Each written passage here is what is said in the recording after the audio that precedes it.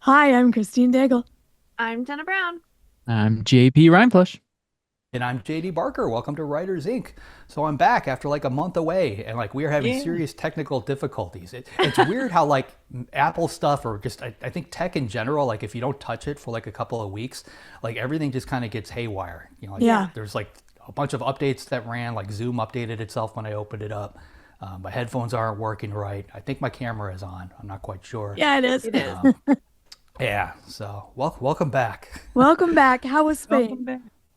It was fun. It's crazy how it's like the lines that I had were insane. Yeah. And it was a festival, and I had six different signings at this festival for 1 hour each. And the Wow. way it's organized, like all these bookstores basically have booths at the festival. So they basically sign, like I'm at this one booth for an hour, then they would put me in a golf cart and like drive me to the other side of the festival. I'm at another one for an hour. And like I never ran out of people, because like there were more people than what I could actually sign in an hour. So a lot of those people were like trying to get to my next spot. Like I was going with a golf cart, like zipping around the conference or the festival, and Yeah. these people had to walk down the middle of it, which was just packed with like an insane, like literally like, all of Barcelona shows up for this thing. That's cool. But it was wild. They've got a box set for 4MK, which just came out, and something I keep upstairs just released down there, or over there, up there. I'm not quite sure where. Somewhere. Yeah, somewhere on the globe. But yeah, no, it was fun. It's always cool to talk to fans. Yeah. Especially just traveling to like such a remote spot and then just having so many people show up for you. It's really rewarding. Yeah. That's awesome. What about you guys? Watch What did you do while I your was gone? videos. Um, I don't know. Same thing. We just existed We in the existed. normalcy.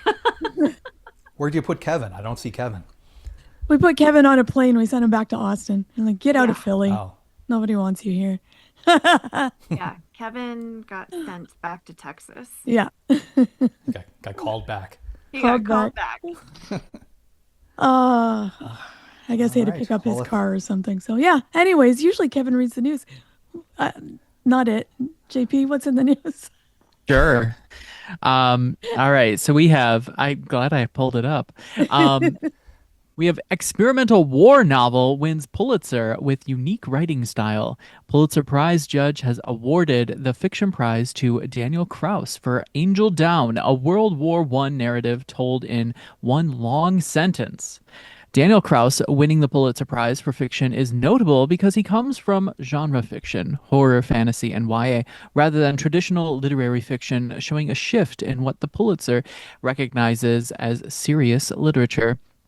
His novel, Angel Down, blends multiple genres, war, allegory, magical realism, and sci-fi into one experimental form, challenging the old divide between literary and genre storytelling. The win suggests genre writers are increasingly being taken seriously at high literary levels, especially when they push from form and style in innovative ways. Yeah, Yay. I thought that was really exciting that he Yeah. went. I mean, I first came across him when he wrote The Whalefall? Living Dead with Oh. George A. Romero. Holy So, cow. like, Yeah. I mean, that's pretty firmly horror. Yeah. I what really want to one read long Whalefall. sentence? Like, Yeah. was this like literally like no punctuation, like through the whole thing? I don't know because I haven't read it, but I mean, it's not the first book I've seen like that. Ducks Uh-huh. Newburyport was also one long sentence, but I just think it's so cool that a genre writer won the Pulitzer. Yes. Yeah. Yeah. I mean, definitely, like, especially not using punctuation, like, leans toward that very experimental literary Yeah. that, the Pulitzer likes. Like, they kind of like that um, boundary push. But yeah, I do still think it's exciting, like Christine said, to have someone that is known more for their genre fiction, their horror writing, than for their literary writing to Yeah. win. So the moral of the story is if you want to win a Pulitzer, take out all your quotation marks and your periods and commas. That's it. Yes, just write I mean, like, without the question I'm punctuation. thinking is like, would it have won if he hadn't have done that? Probably not. Like with the Yeah. Yeah, I don't know. I'd I like don't to know. think yes, but probably not. I mean, that's Yeah. probably the truth, right? Like Yeah, Yeah. that's probably the Yeah. truth. I think it's because it helped push, the boundary of what's acceptable, yeah. that's really what drew the or brought it over the line. whether or not it's a great story, it's probably the experimental stuff that Yeah. pushed it. Yeah. Yeah. Yeah. Like the ones that are, no paragraph breaks or no, Yeah. yeah. Which, I mean, I don't know. I guess that part is fine. I struggle reading books like that, but Yeah, I mean, like again, I've been taught from the get go to like the writing should more or less disappear. Like Yeah. if your punctuation, your paragraph, like if any of that stuff is different, then it becomes distracting, and the reader picks up on more of that than the actual story that you're trying to tell. Yeah. So like, but I get why somebody would do this. I mean, if it makes you stand out in that giant pile of books, yeah. we've got these 500 over here, but then we've got this one without punctuation. Like everybody's talking about the one that's just a little different. Yeah. For whatever reason they're talking about it, they're talking about it. So Yeah. Yep. So just write your next book right to left, your sentences, and send it in. Yeah. And you could win a Yeah. Pulitzer. I do think that with literary, they actually prefer the writing not to disappear. Like at Yeah. least like the really like capital L literary fiction, like it kind of feels like the writing is more the point than with like, genre fiction, where the story is the point. Maybe I'm wrong about that, but that's kind of always been my impression of literary fiction. Which is kind of I mean it's fun if you enjoy that, you enjoy that. Yeah. Yeah. But Yeah. yay horror. That's all. Yes, Yeah. yay Yay, horror. All right, next up, the state of Hollywood right now, a manager's honest assessment. This is coming from New Storient, and it's a Substack. The industry is a major contraction. Tens of thousands of jobs are gone. TV writing jobs are down dramatically, and writers, especially mid-level, are facing shrinking number of opportunities and smaller writer rooms. The traditional path isn't reliable anymore, so advice is to create constantly. Look to indie and international projects and build your own momentum instead of waiting for jobs. Despite everything, there's a huge shift in power. Storytellers who build audiences with unique voices, especially in genre and digital platforms, are becoming less dependent on Hollywood and more in control of their careers. So this has kind of come about over a long period of time. So we had multiple strikes, one right after the other. So that each one of those was a blow to the industry. But honestly, it was that Palisades fire. I think that was the final nail in the coffin because it forced so many people they had to leave the area. Like there just wasn't enough housing in that area. And prior to that, a lot of things had already started shifting away from California as far as filming locations for tax reasons and other reasons. And it's gotten very segmented. And I don't see that coming back together. I mean, Hollywood was born, like the film industry was literally born in Hollywood. But at this point, it's spread, worldwide. Yeah. And because it's so fragmented, I don't see it ever becoming what it was before again. But the moral of the story is IP. Yeah. You mentioned at the end, like owning that IP, creating that IP. That's what's going to get you, from project to project. Yeah. It was interesting to me that they're saying like this is a creator-driven moment, like the most we've seen it in a long time. And then if you have a strong voice and you're in genre or in digital formats, you can kind of bypass the traditional system. So, I mean, I think that's kind of interesting. So, Well, yeah. you're also going to see a lot of people fall away from, like screenwriters that were making a living as a screenwriter are no longer able to do that, and they're moving on to other things. Being a novelist, you've got the income from the books, which helps support the fact that you can also create television and film. So I think they're going to be looking at novelists and books in general with the spotlight. Yeah. Well, Hollywood, I'm right here. Yeah. Here we are. You Come want to by reach us. out, I'm right here. Right. Yes, exactly. I'm All right. literally next door. Yeah. Okay, well, I'm not that close, but Jenna, put in a good word. I will. Absolutely. Thanks. Last up, are agents now the real publishers, and are publishers making themselves redundant?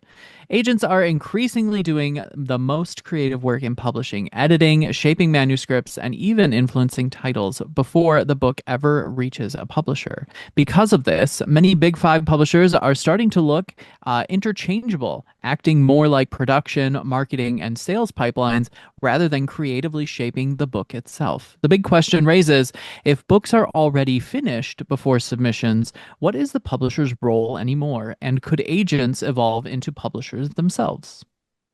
Yeah. That's This was so from interesting. Jane Friedman's Substack. So she always has interesting stuff to say about the industry. So I thought this was worth talking about. What do you I think? mean, well, Well, my it is more and more like, you have to have like that fully finished book, right? Like it has to be like to perfection. And usually, yeah, like a lot of the big name agents, don't necessarily label themselves as editorial. And a lot of the stories are like they want it pretty polished so that they can submit it directly to editors. But there have been a growing number of agents who, will say like in their bios that they consider themselves editorial and they want to help shape books and careers. Um, so they're becoming, I guess, more important, which I would think would put the power in them because now they have the power to negotiate instead of relying on editorial vision. It's interesting. I don't know what it means, but it's interesting. Yeah, I think same. what's going on, I mean, if you take a step back and look at it, agents, it's been a tough go for them, everybody in publishing, but for agents in general. So there's not a whole lot of new agents actually hitting the field. The ones that are still around are the ones that have been around for a very long time. They're very good at their jobs. They know how to tweak a story and find a story and bring it to the publisher. Now, if you look at the publishing side, they had a huge amount of layoffs at all the top five a couple of years ago. They got rid of all the senior people and they replaced them with people that were, had less experience. So at this point, the agents that are out there have more experience in the publishing industry, finding books, curating books, than the actual editors that are buying them. So they're putting a lot of stock into this. As an editor, they're saying, well, this agent just brought me this title, and their last three titles from that same agent did well. It's like the agent has become a commodity to a certain extent. So that the power has definitely shifted. I think the real question you have to ask here, though, is if the agent is helping to fine tune that novel, they're getting it to publication. That's one thing, but as an author, at one point, do you need an agent? Like you can do a lot of this stuff on your own. You can hire people to do the editorial, work to Yeah. fine tune that novel. So there's a lot of pieces that are in movement right now. Yeah. Yeah. All We right. just don't know. No, we don't know. Interesting to think about. I guess Mhm. with that, JD, who's up this week? This week we've got Chris M. Barkley coming on. Chris is a fan writer and journalist from Cincinnati, Ohio. He's been active in the sci-fi fandom for over 50 years. He's attended over 200 conferences. Currently, he's the editor and author of the column So Glad You Didn't Ask for Film770.com. In 2023, he won the Hugo Award. He was nominated again in 2025. He's going to explain what fan writing is to us. So here he is, Chris M. Barkley. Oh, okay. Chris Barkley, I'm so excited to have you on the show. So happy to be here. Yeah, so I mean, the writing you do is really interesting and fascinating, and we don't talk about it a lot on the podcast, or I don't know, this might be a first. So I'm excited to talk about all the things you do in fandom and your writing and to dive into that. Um, but let's start at the beginning. The sort of fan writing I sort of developed on my own uh, actually came from when I was in college. I did some editorial writing and reporting for the News Record, which is the University of Cincinnati's student newspaper. And I was started feeling myself out there. I had a professor, his name John Hughes, and I'm deeply indebted to him because he taught one of the first journalism courses in the wake of Woodward and Bernstein and Seymour Hersh at the New York Times. So my initial style, either writing editorials or reviews, was more or less straightforward. But I didn't last too long in college. Left college in 1978. Went to work for the Federal Reserve Bank. Made some good money. Got my own apartment, much to my parents' relief, because there's nothing like, this is not a hotel type talk. Yeah. Yeah, it's time to go. So worked there, worked for a data center for a hospital. But the pivotal moment was joining fandom in June of 1976, which was 50 years in 50 June. years. Yeah. Wow. And I met all sorts of people. I had no inclination to do any fan writing then, but gradually, as I got further into fandom, the idea occurred to me I could do some fan writing. And at one point, I actually edited a fanzine, one issue of a fanzine, and I think there's one copy left somewhere in my attic. I'll have to dig it out for Montreal. But I went through a lot of personal turmoil in the 80s and 90s, and I didn't do any fan writing at all. The turning point was in 1996 on Halloween when I was under a lot of stress at the bookstore and my personal life, and my partner at the time took me. I had fallen ill. I mean, I was nearly 300 pounds and sickly all the time, and they took me to the hospital, and I almost went into a diabetic coma and died. Mm. So after I got out of the hospital, I said to myself, well, you're not getting any younger. So in 1997, I started submitting articles to Mike Lyer at File 770, Yeah. and he liked my stuff, and he said, could you do more? I didn't do a lot more at the beginning, but another turning point was 1999. That was the year that I decided I'd had enough of just one Hugo Award for dramatic presentation, and it ought to be split. So that's when my writing really took off, because when I was advocating, I had to actually defend my position, because there were people out there who says one dramatic presentation category is fine for now. What's your problem? And my problem was uh, the X Files Mm. and Babylon 5 and Buffy the Vampire Slayer. And I could see, at least I perceived, that there was a lot of science fiction, fantasy, and horror coming down the pike. And I was right. Yeah. Yeah. We want to talk about your own Hugo fiasco there? Do you want to get Well, into that for a bit? Because when oh my God. we met, you brought it to Confusion in Yes, January I this did. year, and I'm there's a bringing it whole thing everywhere. around it. I had just gotten the award about a month. Yeah. I'd had for about a month. I think, believe me, I took it to my former bookstores. I took it to a couple of half-price books.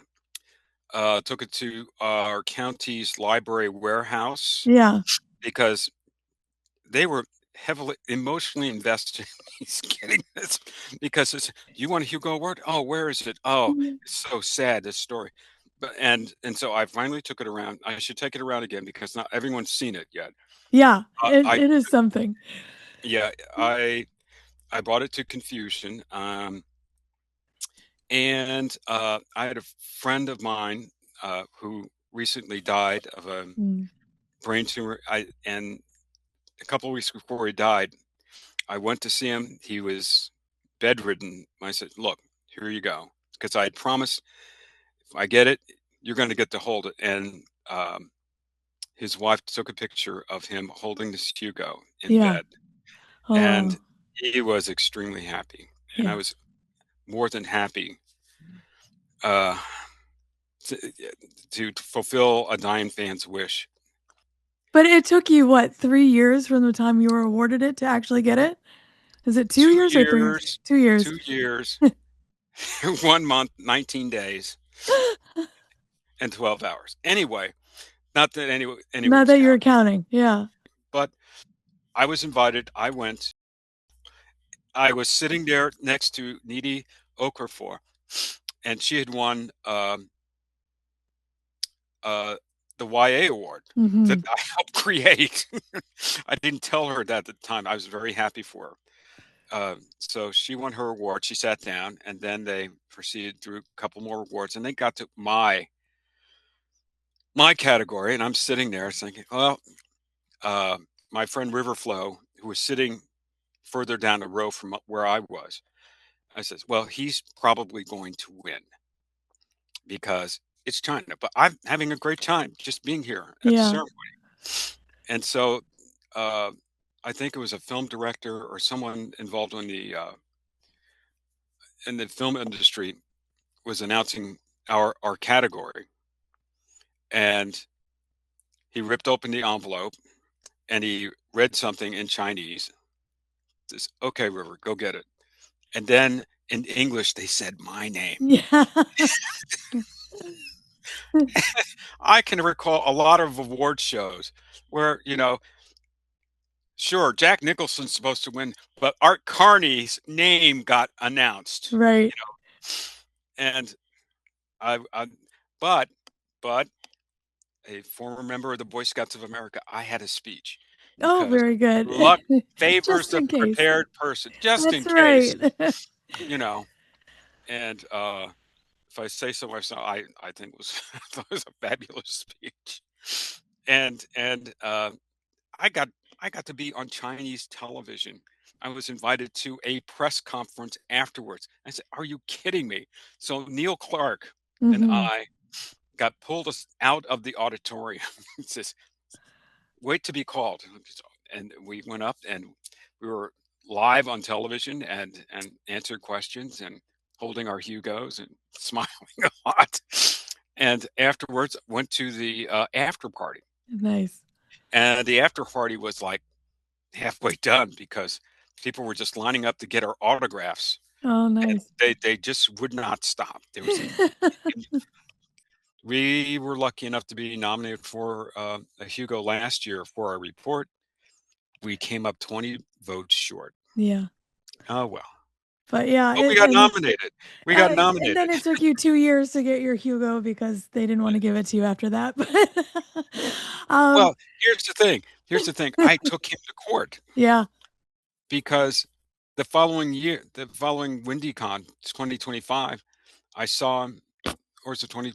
Yeah, WindyCon 2024, and I said, "Look, you have all of these Hugos. Mhm. You need to disperse them, not only to me but to all the other." And he was reluctant Mhm. to give up these awards for reasons I can only guess at because Yeah. I'm not a psychiatrist. So I saw him at WindyCon. I left him a text. I said, "Look, just leave the award as is at the concierge desk. I'll pick it up. No fuss, no muss." He came to convention empty-handed, and that's Mm. when I decided to sue him. Yeah. So in February of 2025, I filed a civil lawsuit. I didn't have enough for a criminal, but civil suit I can do. So Yeah. my loophole was that my award was worth $3,000, which is Mhm. the upper limit for representing yourself in civil court in Cook County. So Yeah. $3,000. So give me $3,000 or give me the award. Yeah. And the entire process was a grind because I had to go back and forth between Cincinnati and Chicago about 6 times. Wow. And towards the end, he wasn't showing up at all. And he was Mhm. he ticked off two Cook County judges. Never mind that they're civil court judges. You don't tick off No. judges by not showing up. So that's when the folks from uh, the representatives of Chengdu in the United States got involved, and they said, "Okay, we're going to make you whole one way or the other." Mhm. And so this past November, I got a call from Colette Vazard and said, "Are you sitting down?" This is, and I said, "No, I'm kind of lying down watching Dallas being beaten by the Packers, but please go ahead." And said, "Your Hugo's coming." I said, "Oh, you mean from China?" She says, "No, Dave is sending it because after Colette and Randall Shepard got involved, and Randall Shepard's an actual attorney Yeah. residing in Texas, they put the screws to the administrator, and they actually got in contact with another party whom I'm not going to name, and between this triad of pressure, he broke, Yeah. and he started sending Hugo awards out. Yeah, it was a long time coming, and so that's It was. fantastic. And yeah, you and Jason Sanford, I follow him, his genre Grapevine Grapevine. on Yeah. Substack is fantastic. And you on File 770. People should follow you. Tell me, I what have do a you love Substack about, too. and you have your Substack as well too. Yeah. I have a Substack, a Blue Sky, and a Facebook. Yeah. I want to know what you love about fandom writing. What do you love about writing for fandom? I like writing about what I observe, and I like writing about friends. Mm-hmm. I like writing about other writers, um, books, and films and music that I like. Um, I just wanted to have people see what I see Yeah. and feel what I feel. There was I was at the after party at the Hugo's in Seattle, and someone from Locus came up to me and said that the column you wrote about seeing Star Wars for the first time, Mm-hmm. it had me feeling the way you felt in 1977. And that's as good as you Hugo Award. When someone comes up to you and says, you felt something, you made me feel something or realize something or learn something, that in itself is the best reward about van writing. We don't get paid for it, but if we got paid for it, it'd be regular journalism. Yeah. I feel more invested because I feel the way I feel, and I'm not being paid.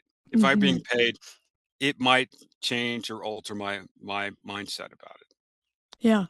Yeah. I'm perfectly happy being a fan writer. And that we don't always need to make a living doing this, right? Like, we can write because we love it and it's art and for Yeah. its own Yep. sake. Um, what do you wish people that maybe were not involved in the fandom, outsiders, knew about fandom and fan writing? Well, it's kind of a double-edged sword nowadays because Yeah. fandom is so split. Mm-hmm. Anime fans and comics fans and movie fans and older fans like myself who do fanzines or they do blogs nowadays. It's so fractured. What I love about fandom is that when we get together, when we congregate and just exchange ideas and Mm-hmm. exchange viewpoints. Even viewpoints that we're not either don't like or believe in or invested in. It's good to hear other people's viewpoints, and that's what fandom should be. There's no unified fan theory, like unified field theory. But I think fans should of all sorts should get together for for Yeah. those reasons Yeah. at conventions, if not at conventions, at libraries or small meetings or just visiting other fan groups, things like that, because that's how we foster community, and we need community nowadays more than ever. So much. Yeah. Yes. I wholeheartedly agree. And that's the best part of conventions, of Worldcon or any other convention, is meeting other fans, Hmm. getting excited about what they're excited about, maybe find something new for you to be excited about Hmm. and get And it's just, interested in. yeah, I've never been Yeah. to a Dragon Con, but I have a feeling that those fans are just as their viewpoints are just as valid as science fiction literary conventions Mhm. or hybrid conventions. Yeah, Yeah. absolutely. Yeah. And I could talk to you for so long, but like we've already run a little bit long. But I want to ask, just kind of we're wrapping up. If someone wanted to get involved in fan writing, if they have something they're really excited about and they want to share that, what advice would you give them for how to get started doing this? I would suggest they start by writing on Substack or Blue Sky or Facebook, Hmm. and kind of branch out and try to contact other people or have other people contact them about group. There are hundreds of groups on Facebook, and there are curated lists on Blue Sky. It's so easy nowadays to connect. When I got involved in fandom back in 1976, Yeah. I was there at my first convention, MidwestCon 27, uh, only because I saw an ad in Analog that a convention was being held 3 miles away from where I lived. And my best friend, her name's Michael, and I says, you know what, we should go there. And she said, you know what, it's probably just for writers. Hmm. And they'll just toss us out. And says, you want to stay home this weekend? Fine, I'm going. And I met Joe Haldeman and Oh his yeah. wife Gay. I got to meet Lee Brackett and Edmund Hamilton. Yeah. As the last convention they went to together was MidwestCon 27. And they're just legendary Yeah. figures. And I got to meet so many people that weekend. And it sustained me for 50 For 50 years. years. For 50 years. Yeah. Walk in the park. Yeah. And that's true too. Like even if they're writers cons or whatever, writers love to talk to fans. Love Exactly. it. So yeah, go. Even if you're not a writer, go talk to some Right. writers. That's Exactly. fantastic. Okay. So just as we're coming to an end, where can people find you? Let's remind everyone again. They can find me on Facebook, uh, Chris M. Barkley, or rather Chris Barkley, the one that lives in Ohio, not the one that lives in Nebraska. Okay. Blue Sky. Chris M. Barkley in Blue Sky. I have a Substack, it's Chris M. Barkley. Also, you can find my writings on www.file770.com. Yeah.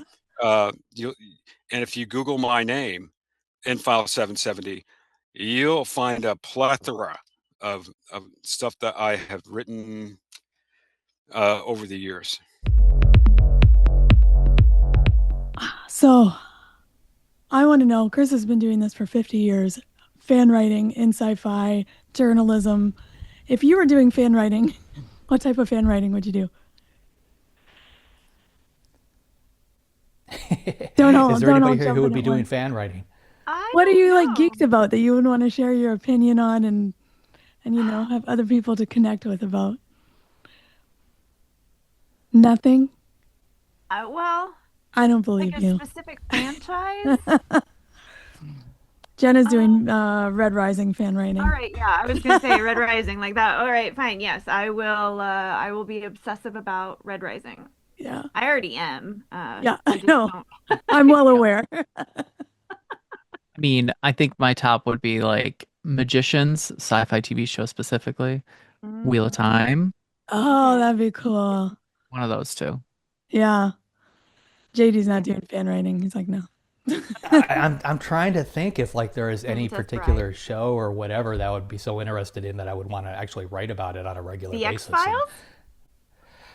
maybe if it was still around, like I wrote fan fiction for the X Files years and years. Like when the internet first started, I wrote a short story about the X Files Yeah. and put it up on the internet. And that's like the closest to fan fiction that I've ever gotten, or the only time I've ever tried. But a lot of this, fan writing to me, it seems very similar to like what I did back in the day for magazines like Tiger Beat and Teen Beat and 17. We were following the latest and greatest stars and TV shows and basically writing about that. The difference was I was told what to write about. I Yeah. didn't get to pick my favorites, so I could be doing something I absolutely, a show I hated. It didn't matter. I still had to write a column about it. Yeah. He's at least choosing what he wants to talk about. Yeah. Yeah. And I thought it was really interesting, like how he shaped awards as well, especially with the Hugo, like seeing things that fans are interested in that don't have awards for them. Um, and I was trying to think like what else is missing? What awards do we need? Because Chris will make sure they happen. He will go advocate for them.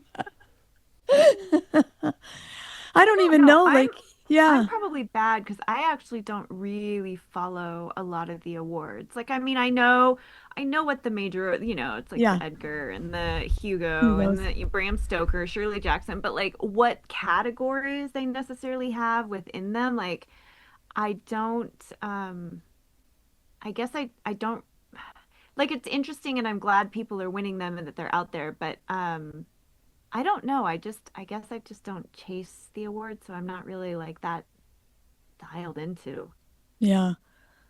Yeah. what they have. Like I didn't even know that there was a fan writing. Award, yeah. Yeah, Which like is cool. I mean, there are different cons and different awards have different things. Like, um, yeah. I just thought that that was cool that you can win this. I saw the Hugo. Chris brought it too. One of the cons I was at, and it was massive. Like, it is a massive piece of hardware. And then he was Is just, it? yeah, it was like this big, and it was heavy. It's probably at least 10 pounds, and it's just like chrome.